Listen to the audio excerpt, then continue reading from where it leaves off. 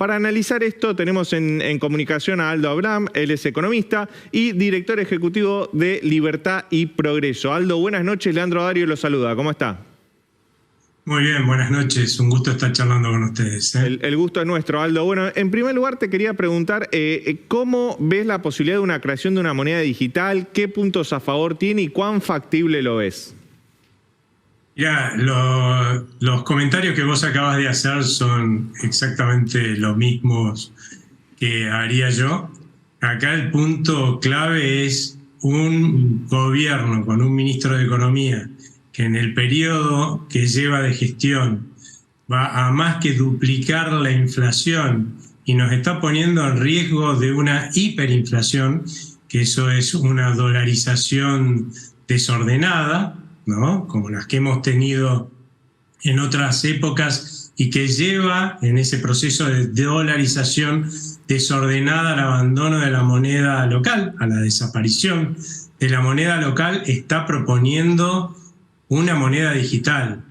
Yo creo que lo primero que deberían hacer en el gobierno por los argentinos es preocuparse porque los argentinos tengamos una moneda local confiable y estable. Y eso, la verdad es que los argentinos no lo tenemos.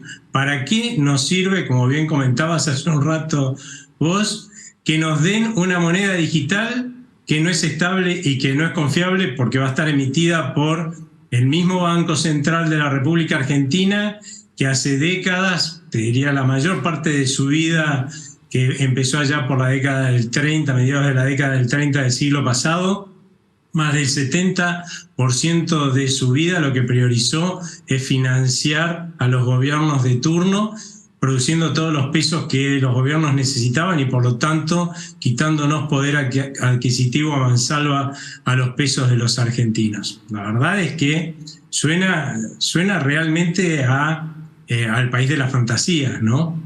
Aldo, en este sentido, y más allá de la moneda digital, en la moneda concreta, en los pesos, en la real, ¿crees que es posible una nueva devaluación después del 22 de octubre? Y por otro lado, están alineadas, ¿verdad? Pero el dólar blue que hoy está cerrando en alrededor de 800 pesos, ¿puede llegar a tener una estampida más importante después de la presidencial?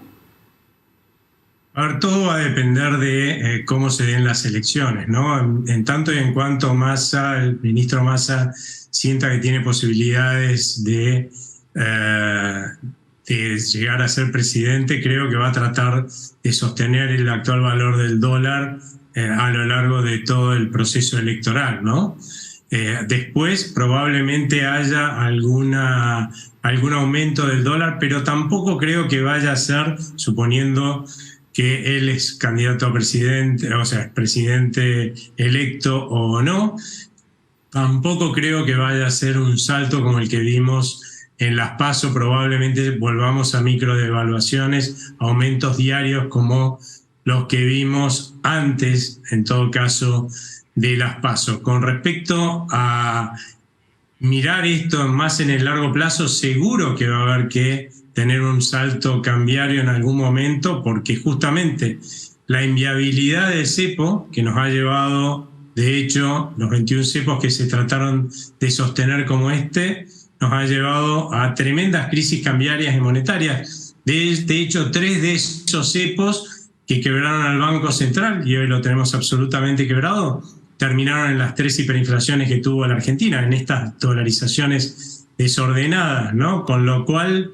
un salto del tipo de cambio seguramente va a haber a futuro. El punto acá es si la salida del cepo a una unificación cambiaria va a ser ordenada en el marco de un conjunto de medidas tomadas por el gobierno, el nuevo gobierno. En este caso yo diría, habría que ver como único ejemplo de una salida ordenada la salida del cepo de Cristina Fernández de Kirchner por parte del gobierno de Cambiemos, fue una salida ordenada, o si por tratar de sostener este cepo, bueno, vamos a hacer en forma desordenada con una hiperinflación, ¿no? Aldo, ¿a qué candidato viste ayer en el debate con un plan económico más sólido y consistente?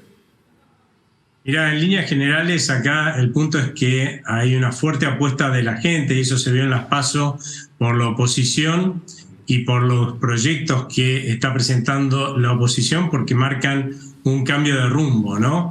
Ir hacia otro lado, en definitiva, con nuestra economía y nuestro país, para volverlo un país normal. En realidad, de lo que estamos hablando es de hacer las reformas estructurales que los argentinos nos negamos a hacer ya desde hace décadas y que han hecho otros países a los cuales hoy miramos con envidia porque brindan cada vez más oportunidades de progreso a su gente y se van nuestros hijos y se van nuestros emprendedores. La verdad lo han hecho hace 50, 60 años, ¿sí? Y nosotros venimos sin hacerlo para evitar el sacrificio y el esfuerzo que implica hacer esas reformas estructurales, ¿no? Y fíjate vos qué triste, porque por evitar hacer ese esfuerzo y ese sacrificio, que como digo, estos países que progresan han hecho hace 50, 60 años, nosotros venimos haciendo el peor de los esfuerzos y sacrificios, ¿no? Que es tener un país que se empobrece todo el tiempo en forma relativa al resto del mundo y por el otro lado va de crisis en crisis y las crisis son el máximo del sacrificio social y el costo social que se puede pagar y lo estamos haciendo, lo estamos pagando para no resolver nada, ¿no? Un absurdo realmente. Yo creo que en la oposición uno puede ver esas propuestas. Y por eso creo yo que hasta ahora no hemos tenido una profundización y un estallido de la actual crisis que va de a poquito moderada, ¿no? Moderada, y es por esta expectativa de que viene un cambio de rumbo de una buena vez, ¿no? Ahora, Aldo, hay una cuestión, ¿no? Con el tema de hacer los cambios profundos y los cambios de fondo y sostener el impacto que esto genera. Pero 56% de los chicos en la Argentina son pobres. Más del 40% de la población es pobre y esto teniendo la medición del INDEC previa a la devaluación. ¿Qué capacidad de mayor dolor o de reforma profunda puede aguantar la sociedad argentina en una transición que tal vez lo conduzca a una mejor situación, pero que ya lo tiene en una zona crítica? Lo que pasa es que hoy estamos haciendo un sacrificio social y un esfuerzo fenomenal simplemente para tratar de que nos ahoguemos lo menos posible, ¿no? Acá no es es que el punto y la pregunta es más bien, ¿qué vamos a decidir los argentinos, ¿no? Si vamos a hacer este esfuerzo y este sacrificio para resolver los problemas de fondo de la Argentina, porque si vos te pones a pensar, cuando vos te mandás una macana en tu casa o en tu trabajo, ¿sí? No es que agarrás una varita mágica y decís ¡pling! Y se resolvieron mágicamente todos esos problemas. No, tenés que apretar los dientes con esfuerzo y sacrificio. No importa cómo estés en ese momento de esfuerzo y sacrificio, vas a tener que agregar el que sea necesario y resolver ese problema que generaste en tu casa o en tu trabajo y después vas a disfrutar de los beneficios de haberlo resuelto, ¿sí? Bueno, eso vamos a tener que hacerlo los argentinos porque además no es que la alternativa no es hacer ese sacrificio, ¿sí? La alternativa es que venga otra hiperinflación en la Argentina, la cuarta, y no ya el 56% de los chicos estén en la pobreza, sino más del 70% de todos los argentinos estén en la pobreza. Lo cual quiere decir que más del 80% de todos los chicos van a estar en la pobreza.